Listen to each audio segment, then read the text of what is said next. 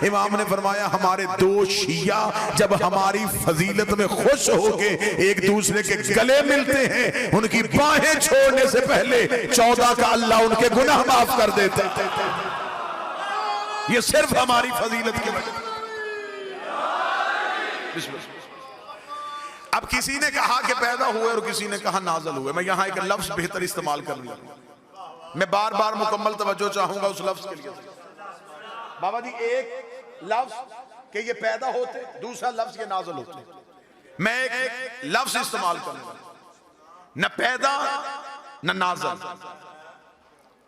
ये एक महदूद मुद्दत के लिए जब इंसान को अपने आप को देखने की ताब बख्शे, उस लम्हे को इनका आना कहते हैं।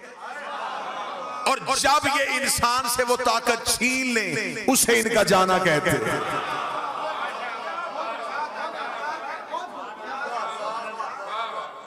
ये मौजूद थे, मौजूद हैं और मौजूद रहे।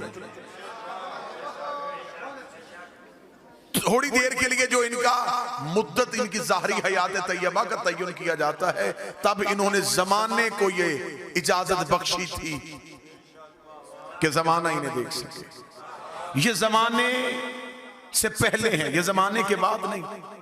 ये जमाने के बाद होते तो ये इमाम जमाना ना होते। ये जमाने से पहले हैं, ये जमाने के बाद नहीं। अब आपके सामने मैंने इस बादशाह की इज्जत और मिदत बयान करने के लिए, क्योंकि हमारे लिए सबसे बड़ी खुशकिस्मती है कि हम फख्र के साथ कह सकते हैं कि हमारे अली काबा में आए। और ये भी एजाज किसी के पास नहीं है, ये भी फख्र किसी के पास नहीं है। और लोगों ने रवायतें मिटाने की कोशिश की है। लोग रवायतों को तो ज़ईफ कह सकते हैं या किताबें बदल सकते हैं, लेकिन किताबें मिट सकती हैं। काबे की दीवार से वो निशान तो आज भी नहीं मिटा। काबे की दीवार में वो निशान आज भी मौजूद है। और रावलपिंडी और इस्लामाबाद का मजमा, आप क्या समझते हैं कि सऊदी अरब की हुकूमत हो और वो निशान बर्दाश्त कर रही हो? ये बातें और रिकॉर्ड हैं कि दुनिया भर की यूनिवर्सिटी से बेहतरीन केमिकल्स मंगवा के और बेहतरीन इंजीनियर्स बुलवा के उस दीवार के निशान को मिटाने का कहा था कि जितने डॉलर खर्च हो जाए, जितने रियाल खर्च हो जाए, किसी तरीके से ये दीवार का निशान मिट जाना चाहिए। उन इंजीनियर्स ने अपने अपने केमिकल्स लगाए, चले गए, सुबह पलट के वापस आए तो दीवार में निशान वैसे मौजूद था, दीवार में दरार वैसे मौजूद थी। अंग्रेज घबरा गए। अंग्रेज ने घबरा के कहा हमें इस निशान को मिटाने का ना कहो, हमें इस निशान की हिस्ट्री बताओ। ये निशान पड़ा कब था, ये निशान पड़ा कैसे था? उस वक्त सऊदी हुकूमत बताने में मजबूर हो गई कि सदियों पहले अबू तालिब के सहन से एक बीबी निकल के काबे के दीवार के करीब आई थी और दीवार ने फट के रास्ता दे दिया था। अंग्रेज के कह के वापस चला गया। जिन्हें रास्ते खुदा देता हो, बंदे वापस नहीं ले।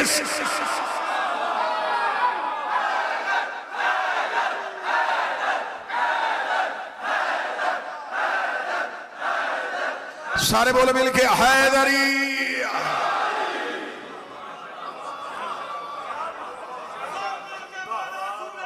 बिस्मिल्लाह।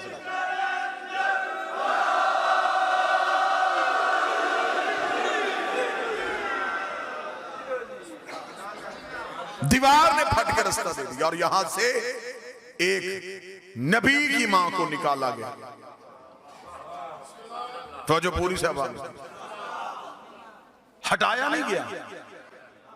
बीबी मरियम रहती ही अल्लाह के घर में, बरबतूल खुदा ने अपने घर से नज़ूल हजरत ईसा के वक्त का, मरियम चले जाए, ये इबादत खाना है, जिचा खाना। यहां बच्चे नहीं आते, यहां सजदे होते।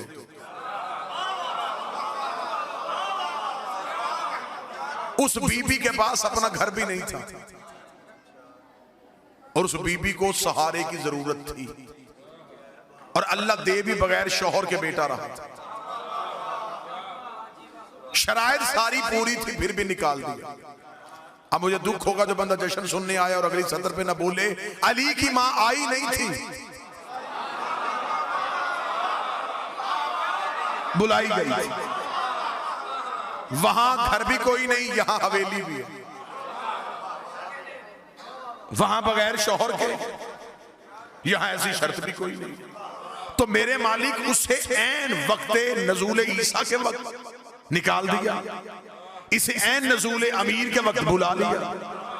उसे हटाया क्यों, इसे बुलाया क्यों, उसे हटाया क्यों, उसे बुलाया क्यों? जो बंदे आज बैठ के अली वलीउल्लाह पढ़ने वालों पे कभी शिर के फतवे कभी कुफ्र के फतवे लगाते हैं, अजब नहीं कि आवाज़े परवरदिगार आए कि मैंने मरियम निकाल के भी तौहीद बचाई है, अली की माँ को बुला के भी तौहीद बचाई है। मेरे मालिक तौहीद कैसे बची? फरमाया अगर मरियम मेरे घर में ईसा को पैदा कर देती, क़यामत तक के लिए ईसाइयों के पास दलील हो जाती कि बेटा था तो बाप के घर में पैदा हुआ, बेटा था तो बाप के घर में पैदा हुआ। अच्छा मेरे मालिक इसलिए तूने मरियम को निकाला, फिर अली की माँ को क्यों बुलाया? फरमाया अली की माँ को बुला के तौहीद इसलिए बचाई है कि मुझे खबर है दुनिया ने अली को अल्लाह का बेटा नहीं, दुनिया ने अली को अल्लाह कहना है। मैं अली को काबे में उतारूंगा, जब भी तेरा रजब आएगी शिया सुन्नी कहेंगे अली अल्लाह के घर में आया, अली अल्लाह के घर में आया, अली अल्लाह के घर में आया। मैंने जमाने को बताया है अली और है अल्लाह।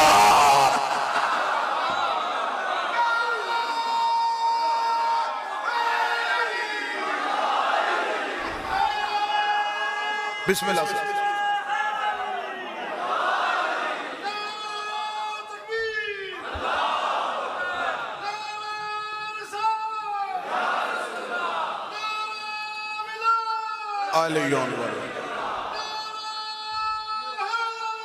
या हमने अली को अल्लाह के घर में उतारा। फिर जहां बीबी गई है, मैंने आपके सामने कुरान की एक आयत पढ़ी, खुदा कहता जो पहला घर इंसान की हदायत के लिए बनाया, जो हमने फजा किया इंसानियत की हदायत के लिए, वो मक्का वाला है। और खुदा ने कहा उस घर का काम यह है कि वो आलमीन को हदायत करता है। सर ना हलाइएगा, जुबान को जहमत दीजिएगा। खुदा ने कुरान में कहा है कि काबा हदायत करता है, और काबे की पकीजगी पे किसी को कोई शक नहीं, क्योंकि हाथी का पाक होना जरूरी है। काबा करता है हदायत, काबा करता है जमाने को बाबा दी हदायत, और हाथी का हदायत के लिए बोलना भी जरूरी है। खुदा कुरान में कहता है कि काबा हदायत करता है। जश्न का माहौल है, मुस्कुराया भी जाए तो इबादत है। जो काबा हदायत करता है, बाबा जी मैंने उसी काबे के गिर्द लोगों की जेबें भी कट होती देखी, और खुदा कहता है ये हदायत करता है। अगर काबा हदायत करता है तो काबा रोकता क्यों? इसका मतलब है कि काबे की हदायत का म्यार ढूंढना पड़ेगा कि काबा हदायत करता कैसे, काबा हदायत करता कैसे। बाज दफा होते हैं बुजुर्ग ने बच्चे का हाथ पकड़ा होता है, गली में जाते जाते सामने वाली बिल्डिंग की तरफ इशारा करके, बेटा ये सामने स्कूल है ना, मैं यहां से पढ़ा था। पढ़ाया स्कूल ने नहीं, उसके अंदर कोई उस्ताद है। जो बंदे चुप बैठे हैं, बंदा बस में बैठ के साथ वाली सवारी को कह रहा होता है कि मुझे उस अस्पताल से शिफा हुई थी, नब्से अस्पताल ने नहीं देखी, उसके अंदर कोई डॉक्टर है। पढ़ाया स्कूल ने नहीं, उसके अंदर कोई टीचर है। फिर काबा भी हदायत नहीं करता, अंदर देख अंदर कोई हादी है, जिसकी वजह से खुदा ने कहा कि मेरा काबा हदायत करता। और जिस काबे को खुदा ने हादी करार दिया, ये काबा असल नहीं।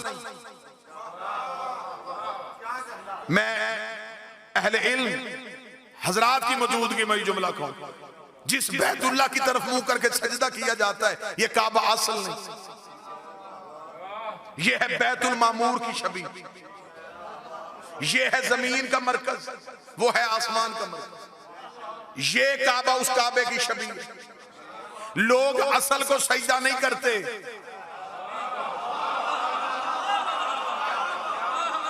अच्छा मौलवी शबी को सजदा करे तो नमाज हो जाए। अहले इल्म बंदे तशरीफ फरमाए हैं, ये जो मस्जिद के ऊपर गुंबद बना होता, ये गुंबद भी शबी है, गुंबद खिजरा। भाई ये गुंबद को बनाने का मुसलमानों के यहाँ तसव्वुर कहां से आया? इन्होंने रसूल के रोजे पे गुंबद देखा, उसी गुंबद को मस्जिद के ऊपर बनाया। उस मीनार की छवि मस्जिद में रखी। फिर उसी मस्जिद के अंदर एक मिंबर रखा। वो मिंबर था, वो भी रसूल के मिंबर की छवि था। जो ऊपर गुंबद है वो भी छवि, जो नीचे मिंबर है वो भी छवि।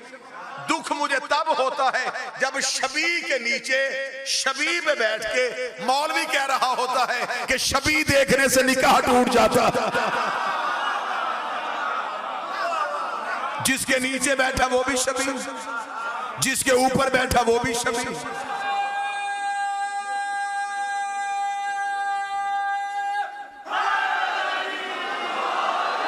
ये काबा उस काबे की छवि, वो है बैतुल मामूर, ये है बैतुल्लाह, ये है मट्टी का घर, ईंटों का घर, वो है नूर का घर। ये बैतुल्लाह उसे देख के बनाया गया। और हजरत इब्राहिम ने खाना काबा बनाया नहीं, खाना काबा की दीवारों को बुलंद किया था। काबा पहले से मौजूद था। ये काबा उस काबे की छवि। यहां इनके जिस्म आए, वहां इनके नूर थे। यहां जिस्म आए तो जिस्मों ने तवाफ किया, वहां नूर थे तो नूरों ने तवाफ किया। वो बैतुल मामूर भी असल नहीं, उसके ऊपर भी एक काबा है जिसे अर्श रहमान कहते हैं। वो बैतुल मामूर अर्श रहमान की छवि है। उस अर्श रहमान पे कौन है? जबरील तो सिदरतुल मुंतहा पे रुक गया था। वहां आले मोहम्मद फरमाते या वो रहता है या हम रहते हैं। वहां हमने उसके नूर का तवाफ किया था। बैतुल मामूर में उसने हमारे नूरों का तवाफ करवाया। बैतुल्लाह में हमारे जिस्मों का तवाफ हुआ। अब मुझे नहीं पता कि इधर छलक जाए तो मैं माफी चाहता हूँ। 13 रजब को अली की माँ आई थी। अब मुझे समझ नहीं आ रही कि इस काबे से अली लेके आई है या उस काबे से अली